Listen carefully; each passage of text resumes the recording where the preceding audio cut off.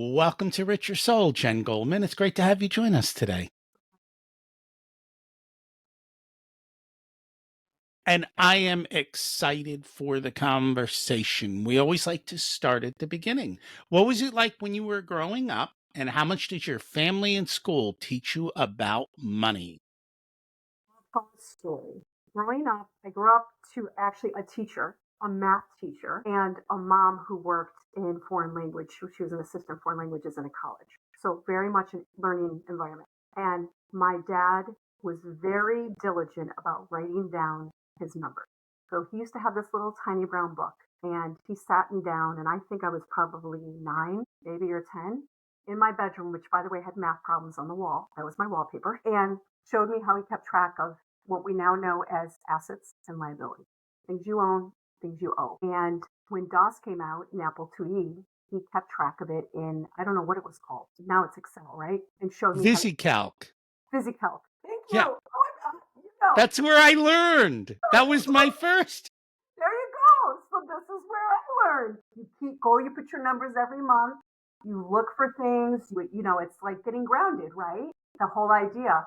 And so that's when I started learning about caring about your financial health. And then I will be honest, when I was an early teenager, if I wanted those nice soccer cleats, I played varsity soccer as an eighth grader. I was coach fucked up.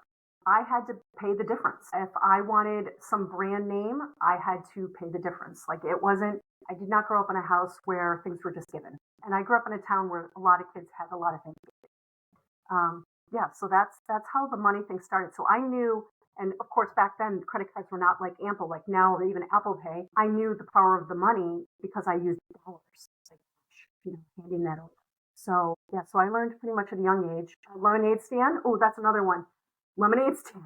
My parents made me pay for the cups and the lemonade. Hey, Whatever worked. whatever works. So they were very intentional with teaching you then. Absolutely. But if you had to ask them, did they intentionally think about it? I think it's because of what they came from, which was nothing. Mm. And they appreciated where they were, but they also knew how hard work it was and how much more they wanted to have to be able to retire and, do the things they wanted to do. So very intentional, but also because, to be frank, they didn't want us on their payroll. Like when I went to college and moved back home after college for a year, I paid rent.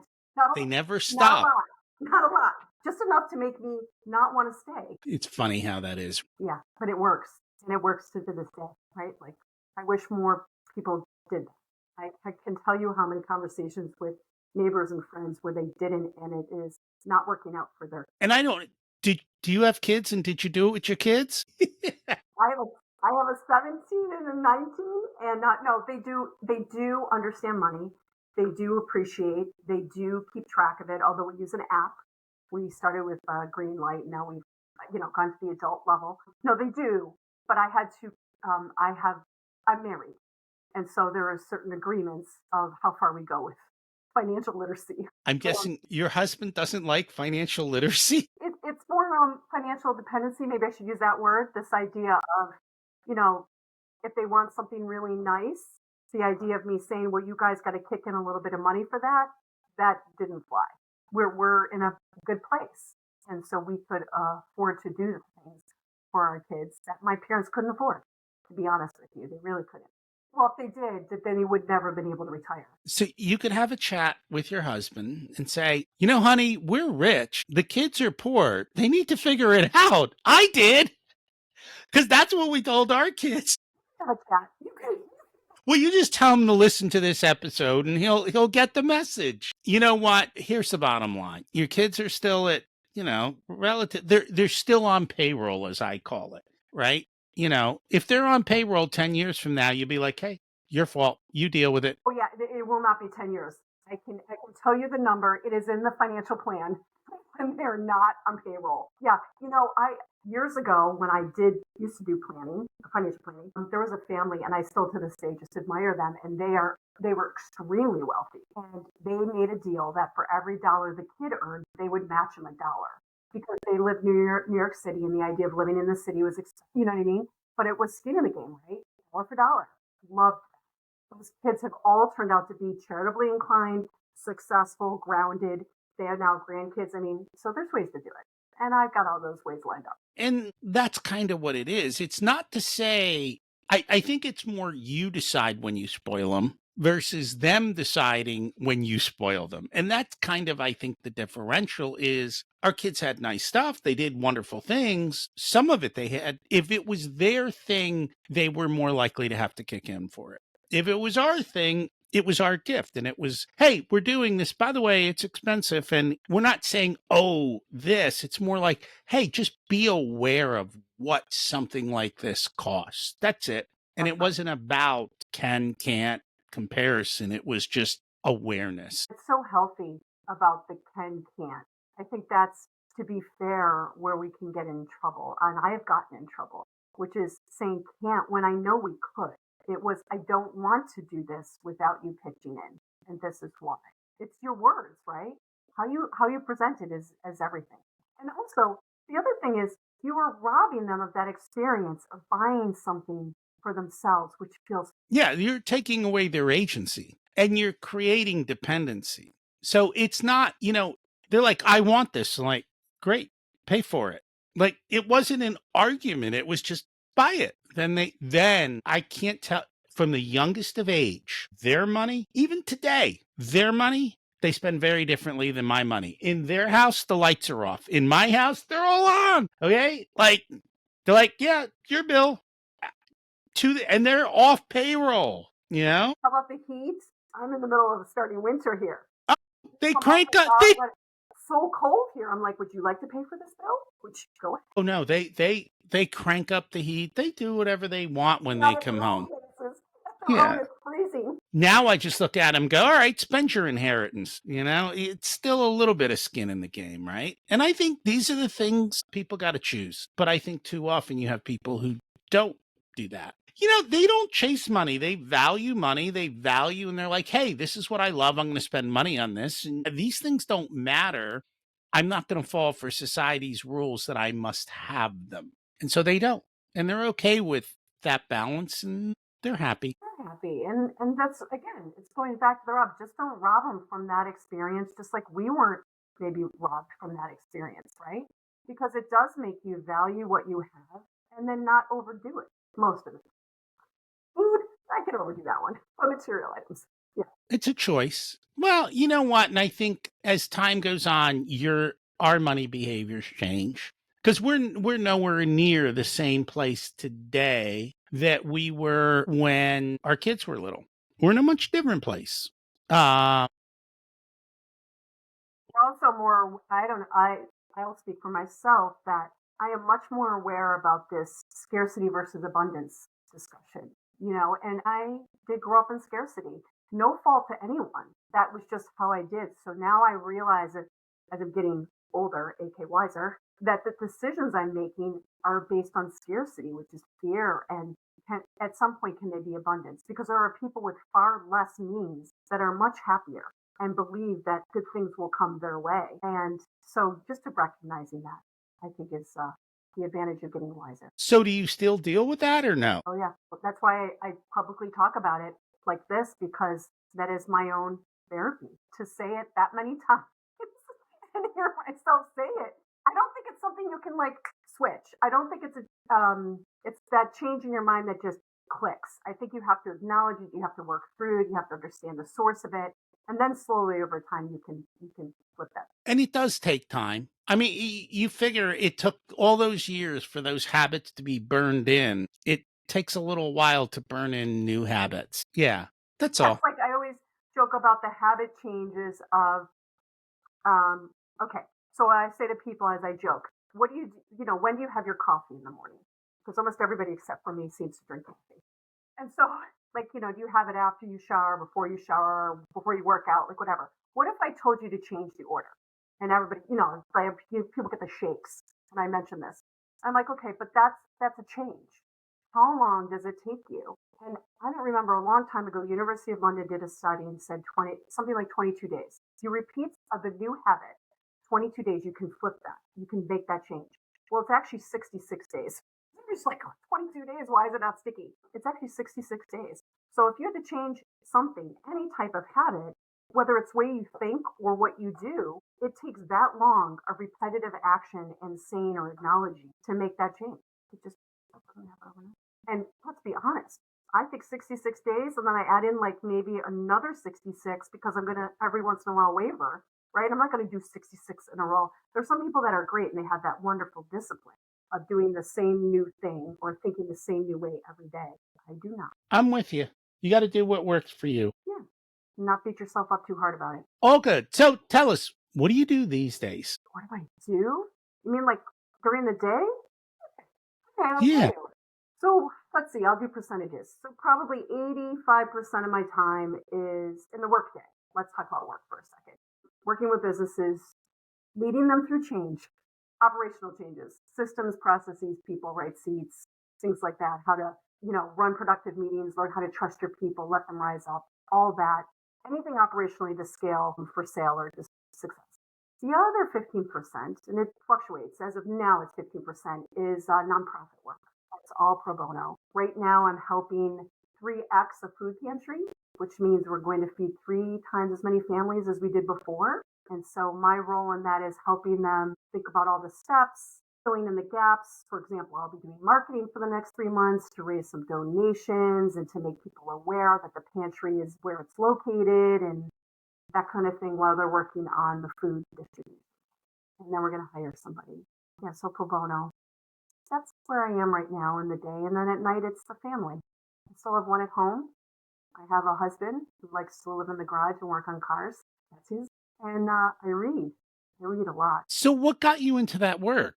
Well, it's been over 20 years. Software as a service was just coming out, the idea of online software. Also, I noticed businesses did not have that kind of integrator, somebody who could here's the goals and here's where we want to be and how do you bring it to life business wise. And I happen to be pretty good at that. And I did it for a couple of the businesses I was a part of and then realized the smaller businesses couldn't afford that full time, right? A lot of them didn't have recurring revenue and that sort of things.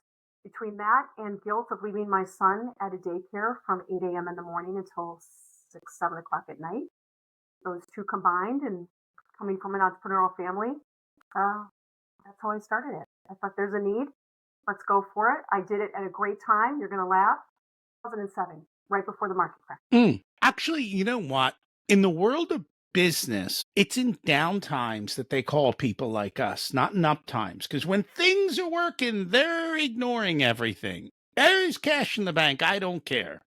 It's when things go wrong that they go, I think we need a little help. So you're saying I planned it. I planned my No, I'm just saying it was an opportune time. Uber was started during that time. I think Airbnb, a whole bunch of companies tend to come out of downturns. For another reason, when you're in a downturn, you're forced to change. So your habits can't be what they were. And so people change where they go shopping. I remember during that time, Walmart and Dollar General and all of those places all of a sudden became the place that everybody went to. And all the fancy places went down. So that happens quite a bit. That's such good memory. I don't remember all that. Maybe because I was hunkered and trying to do the business. You're totally right. And it is about the change. It forces you to say what worked before won't work going forward. And people had to shift. Yeah, it was really opportune. It worked great, both personally. Listen, don't get me wrong. You know this. Starting a business is not flexible. Like we like to say it's flexible, but you are working 24/7 if you care about it and you want to grow it. You are, not me. Oh, you never. No, the life of luxury. What are you talking about? You know why?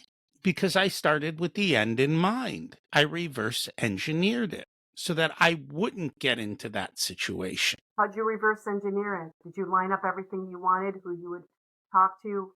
How did you reverse it? Well, I started with how much money do I want the business to make? I said, well, if I want the business to make this, how much time do I want to work? Okay, that means I need to earn this much per hour. How do you build a business that does that? How do you systematize and operationalize everything so that while somebody else takes 4, 5, 6, 8 hours to do what I do in 30 minutes or 20 minutes or 15 minutes, or that I can hand off? So take this podcast, for example, right?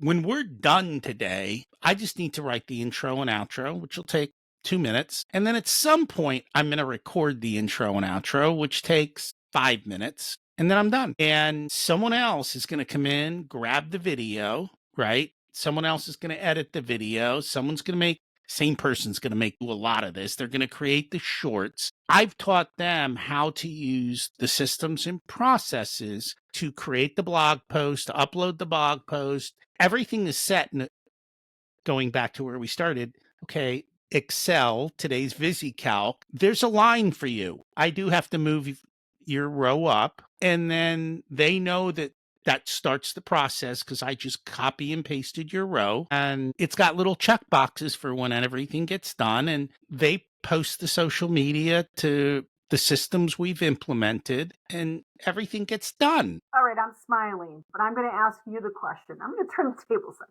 Yeah. Okay, when you were reverse engineering, were you working full-time somewhere? When I was coming up with the business idea, I was working somewhere. So So, at that yeah. point, going back to, I just want to be clear for the entrepreneurs in the crowd, right?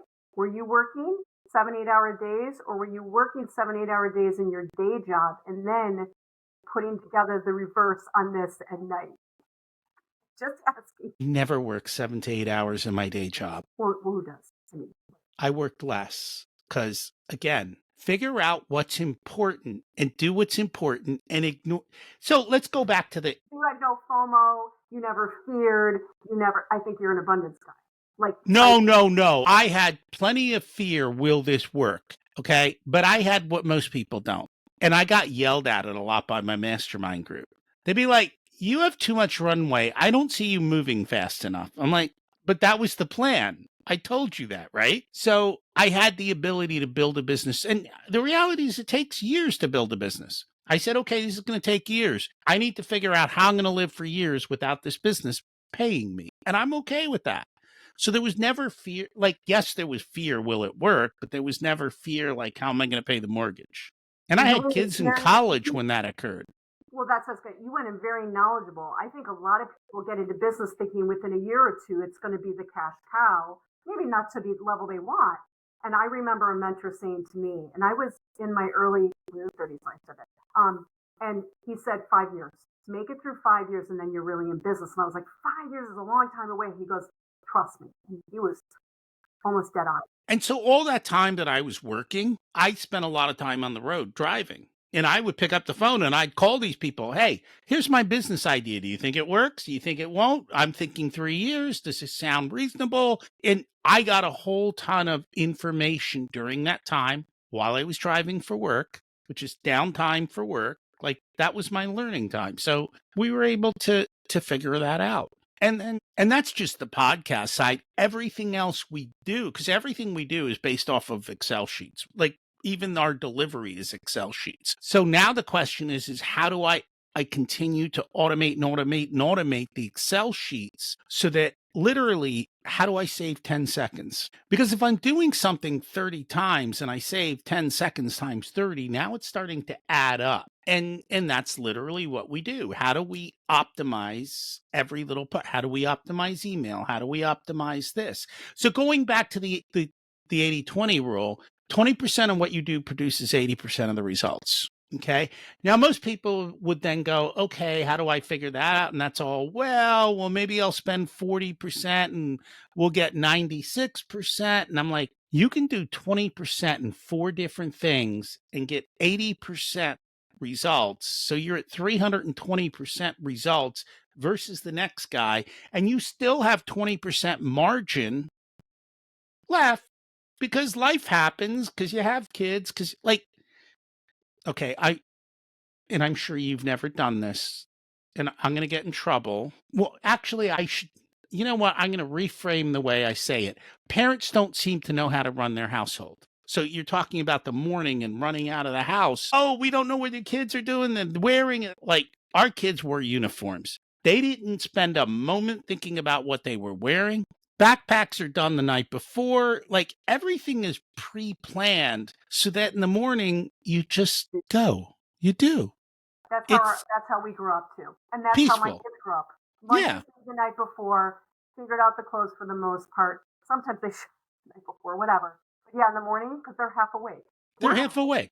And you're always at that point, you're late for the bus and nobody's on time. So if everything is systematized and processed, everything works ahead of time. Well, here's the other thing that people don't acknowledge, but when you say it, they're like, of course, energy. When you have things systematized, you leave your best energy intact for the things that you want to use it for. So instead of the scramble of where the heck are my shoes and you exhaust yourself finding the shoes in the morning, you now have the energy to, I don't know, run around in gym class.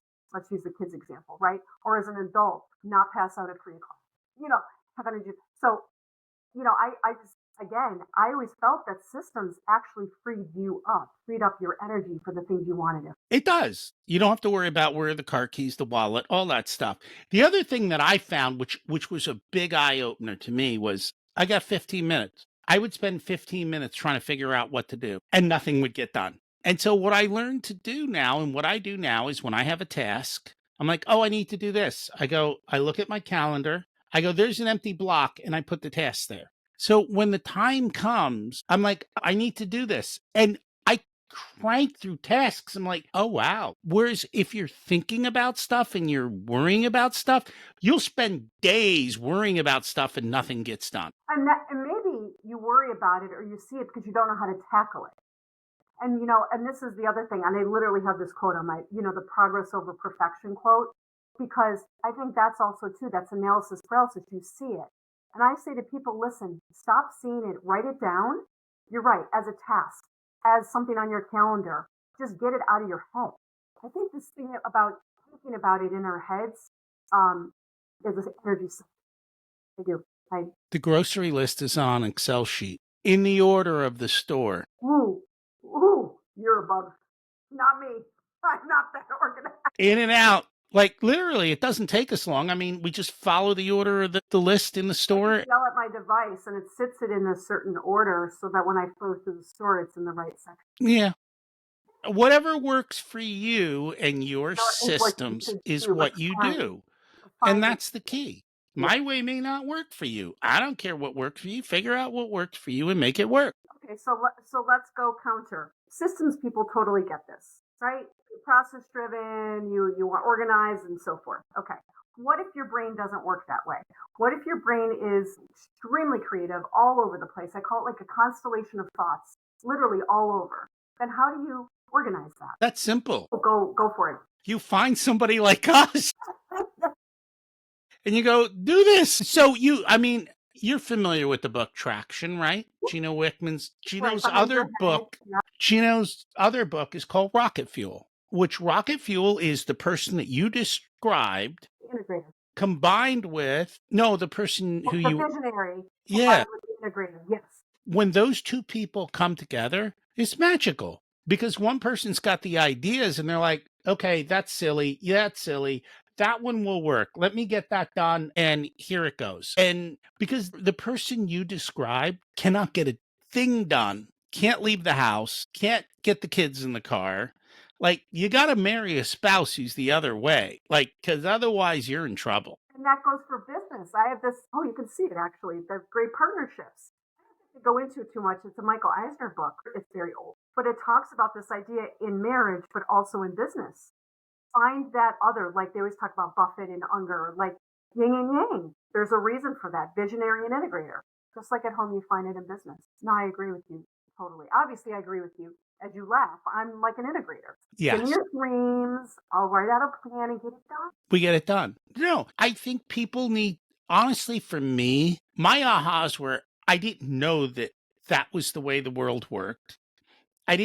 All I knew was people were a mess. And I was like, this is so easy. Why are you such a mess? But I didn't. And so it was realizing, this is that. And when you put them together, it works perfectly. And because more often than not, you're like, oh, you people are like that. I don't want to go near you because but no, you have to find that mix and put it together. And yeah, everything we're talking about from the personal side rolls into the business side because these same behaviors occur all day long, regardless of where we're at. Well, you'd like to think so. I mean, I know I've done my disc where there's like the adaptive and the natural. And the adaptive, of course, is adapted to your work and your life and things that you've experienced. But I'll be honest, as you get wiser, use that word, you gravitate toward the natural more. And you're right. So you do take it. And when you don't, you aren't in your natural self, you use too much energy. And then again, you're tired again. Or you're angry. Like people get angry and frustrated. There's a reason. See, well, I guess I thought the adaptive was how you behave. Well, I guess I was kind of also thought of it how you behave under stress. And maybe that's not so. I don't, you know what? I don't know technically, but my guess is no. I think when you're under stress, you go to your natural self. Where adaptive is you adapt for others. Like, I'll give an example. I have adapted to going to conferences and talking to people and doing what I used to do. Okay. That was adapted. It was not comfortable, but I did it. It was not my natural self. Okay. Yeah, I don't, I think, well, I don't know. I could be wrong. I'm It's always okay. willing to be, yeah. Is it It, okay to it, be wrong? Oh, really? It is. By the way, it is. As long as you're willing to read and learn and then learn the right. By read, I don't mean read a book. I just talked to a publisher the other day about this, and Audible is fine, and audio is fine, and learn as you do. Video is good. forgetting. Yeah, I've learned, I'm starting to get more and more that I'm just going to skip through and grab what I want.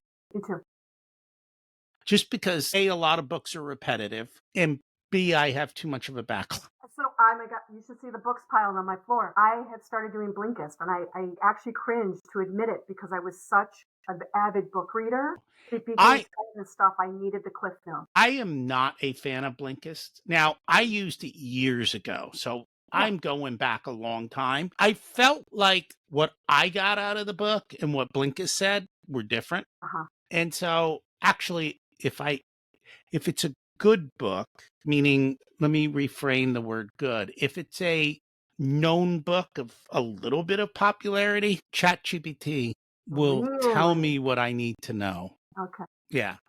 And honestly, that is another thing that so when I've talked about how this whole stuff is automated and a lot of stuff has become automated because I put AI into so many parts of what we do that I can automate it. Before AI, it was very difficult for me to automate all these parts of the podcast. With AI, it's a game changer. And so that is really what has changed things and allowed the ability to scale. And if you're not, I always felt for a good chunk of my life, I was kind of behind the curve on certain. Actually, I shouldn't say that. I was behind the curve on certain things, ahead of the curve on certain things. Like when the internet came out, I didn't understand how it turned into a marketing machine. I kind of did, but I didn't understand the scale of it. I didn't understand Facebook and the fact that it is, again, it's marketing. And so I never was an early adapter to say, I could get on here and sell stuff and build this and do that.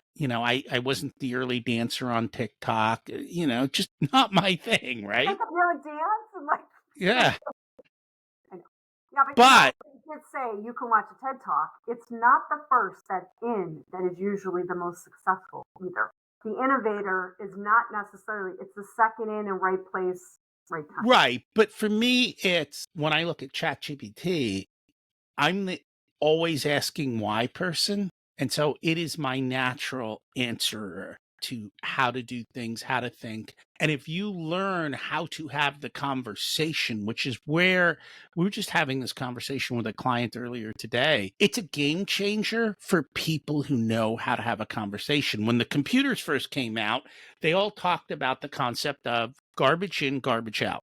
Put bad data in, you're going to get bad data out. That hasn't changed. I think for AI, it's ask silly questions, get silly answers. And what I mean by that is if you can ask an in-depth, defined question, your answer you get back is 100 times better than somebody who just asked it very basically. Prompt. It's the prompting. It's the prompting and how to do. And we're actually going to have we're doing an episode in a few weeks with somebody who is phenomenal at prompting, who I've learned a lot at from prompting. So we're bringing him on to That's do that. brilliant. Because if you talk to anybody younger, as my kids tell me, if you can learn how to prompt, you are really ahead of the game. And I've learned that even using the tools. But can I just say, because again, this is hot topic lately, the free chat GPTs of the world don't learn you as well as the paid, from what I've experienced.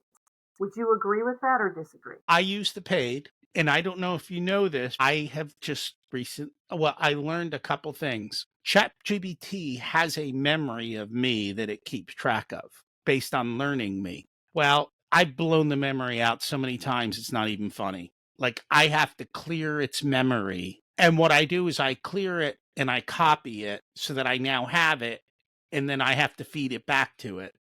And the second thing is, I had a conversation going for so long that ChatGPT said, we're out of, like, we're done. You have to go start a new thread. Cut you off? It, Kind of like the friend that goes, and they start dozing? it literally cut me off and said, you are done. We have exceeded the limits. That's awesome. And so That's a story unto itself. But yeah. I had no idea it was possible. But you know what? You're an innovator in that. You just push the limits. I've not heard that story yet, so this is a great one. Yeah. Yeah, but see, again, habits, changes, we can learn, right? And you worked around it. You found a way to download and free it up. And Yeah. I just asked Chat, how do I fix this? And what there are the... was enough room for that. But Well, no, you just start a new thread and you ask the okay, question, like, how do you do X, Y, Z? And it tells you. And then you go do it. But you have to be able to think through this stuff.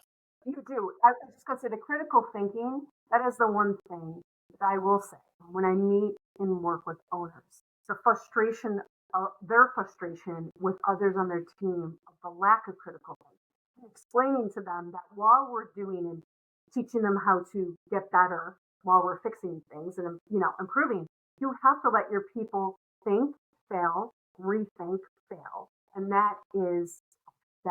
And it goes back to where we started this conversation about our kids and money. You have to give them agency to fail, and you have to let them take ownership of the fix of the failure. And I think that's where business owners or people in general want to fix it, and then they're defeated, demoted, like there's no buy-in anymore. And we think we're helping, just like we think we're helping when I buy my kids stuff. That's right. Or they hand them out these fake trophies for showing up. Don't even get me started.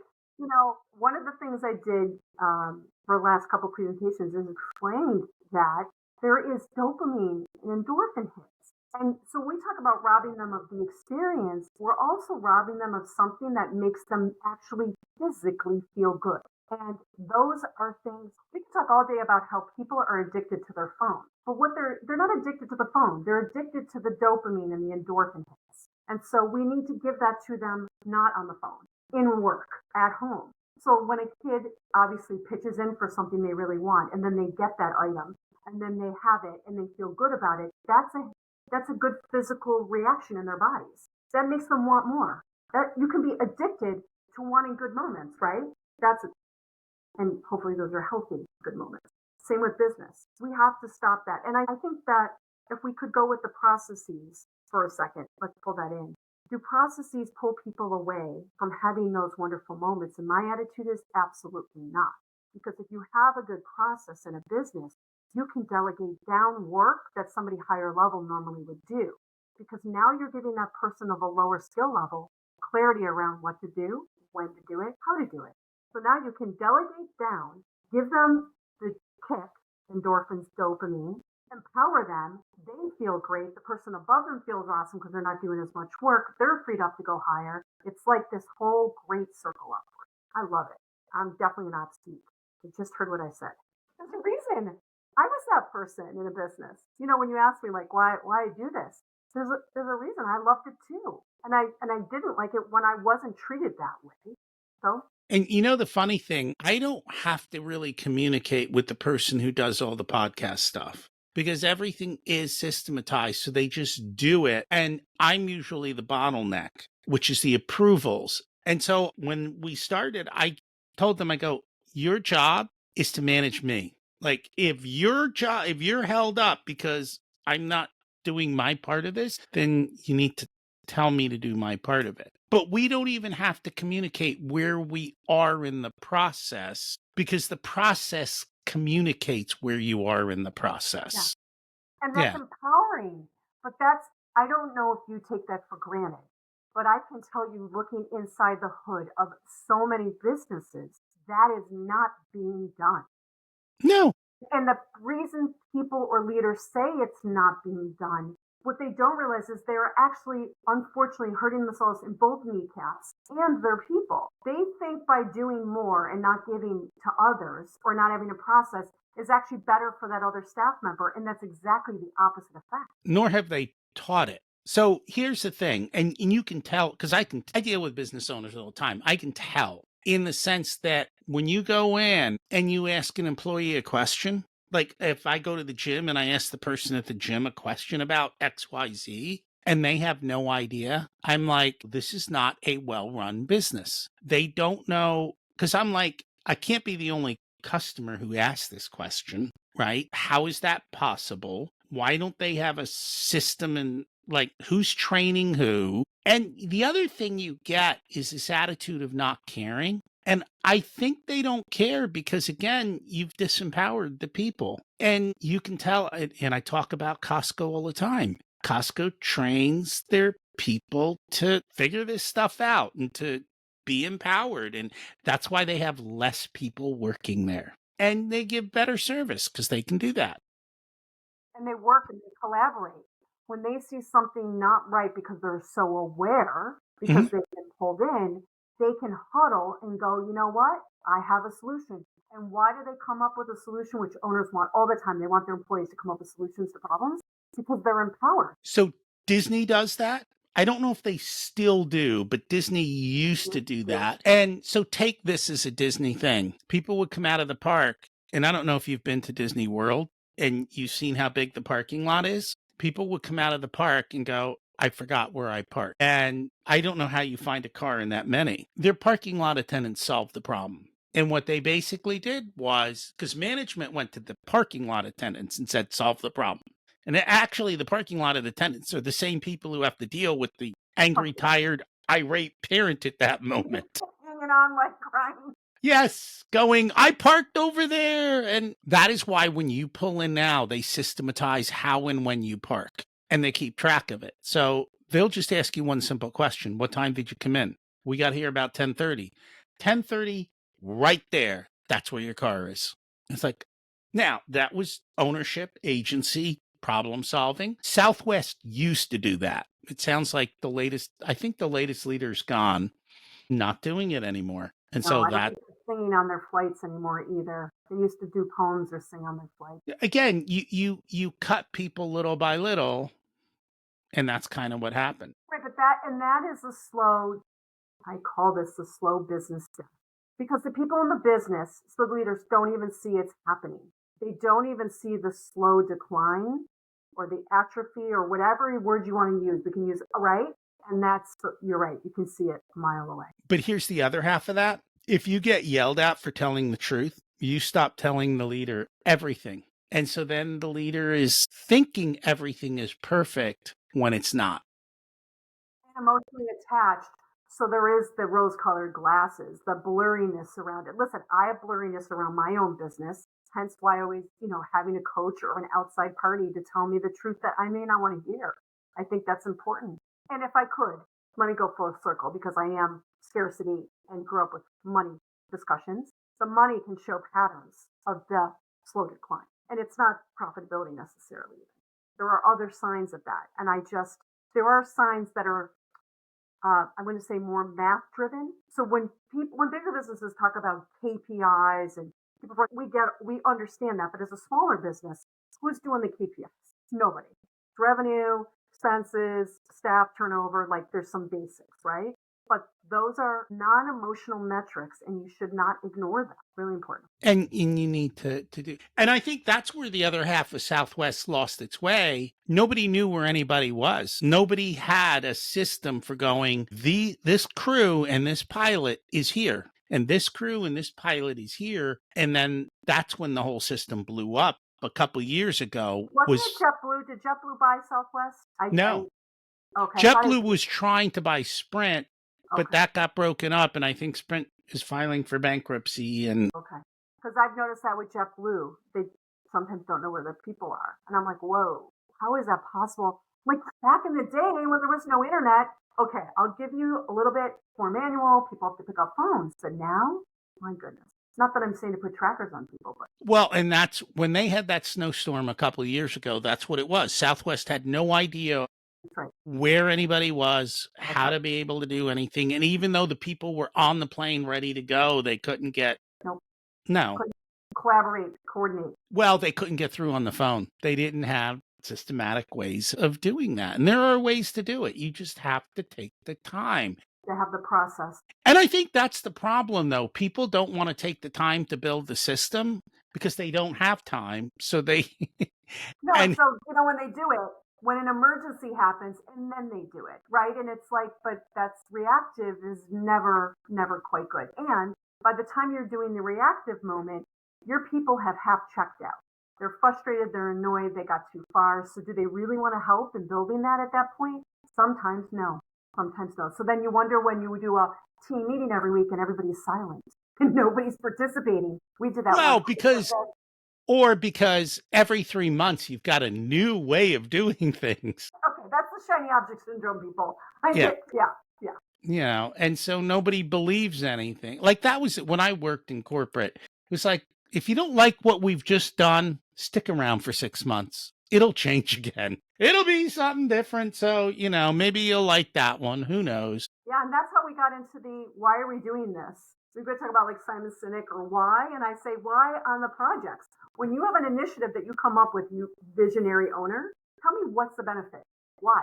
Sell me on it first. They can't. I'm like, it doesn't make it to implementation. It stopped.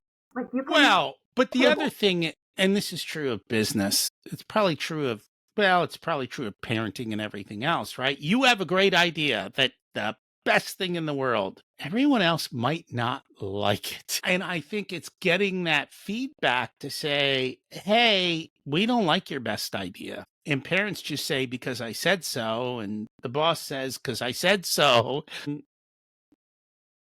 Yeah. I don't think that the younger generations put up with that as much as maybe even we did. Like take your marching orders, follow the rules. I think it's now, no, you need to, even if I'm not part of the master plan, you need to tell me why we're going through this next change. I think it's really important. I agree with you on that the younger generation won't tolerate it. But I'm also still trying to figure out life has been really good since 2007, maybe 2009, right? No recession, no downtime, no struggle. I think people are a little bit, I don't know what the right word. There's not a lot of grit.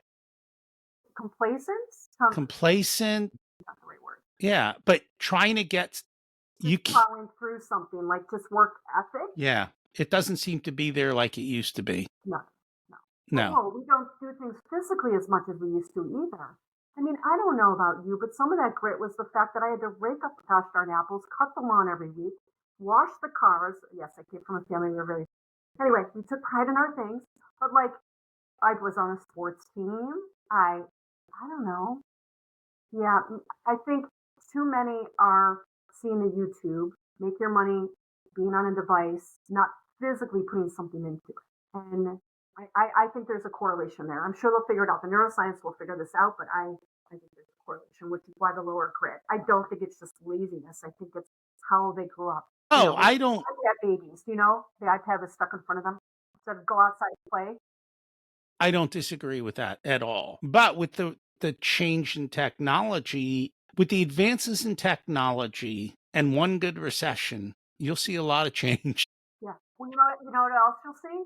People working because they have to work for the money. This idea of I am not going to go and flip burgers or serve coffee at the local place for minimum wage. Maybe you will because you actually want to put a decent pair of shoes on your feet or something else. And I'm not talking about the people in need. I'm talking about younger generations that are working for the love of it. And by God, absolutely pursue your passions, but you still have to pay for a little bit of food on the table. You do. We'll see how it goes. How much ramen and mac and cheese. Sorry, the kids, I don't even know they still do that. I did. Bowl of cereal every night for dinner. The right price. Is there anything we should have talked about that we didn't get to? I don't think so. I think we covered a lot.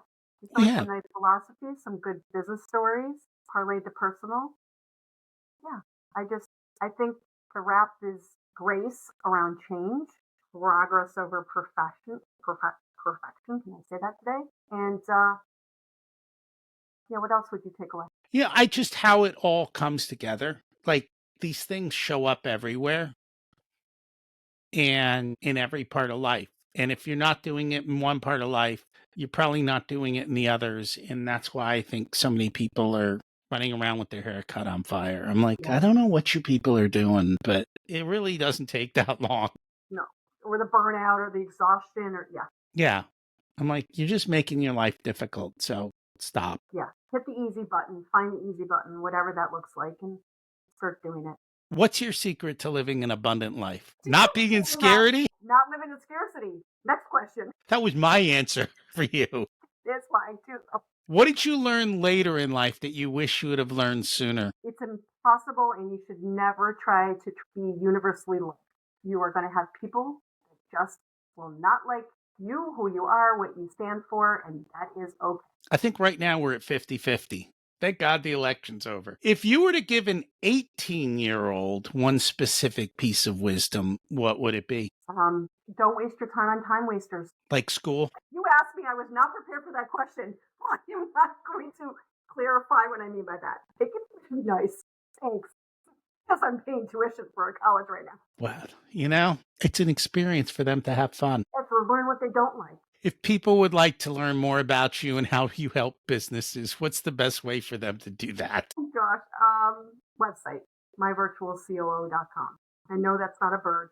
That stands for Chief Operating Officer. We'll make sure that's in the show notes. Thank you so much for joining us today. Thank you, too. Always a pleasure. Thanks for checking out this unedited video of the Richer Soul podcast. You can find the full episode along with all the back episodes at richersoul.com. This podcast is brought to you by Profit Comes First, where we help business owners to have a more profitable and growing business so they can live the life of their dreams. Check that out as well wherever you listen to all this content.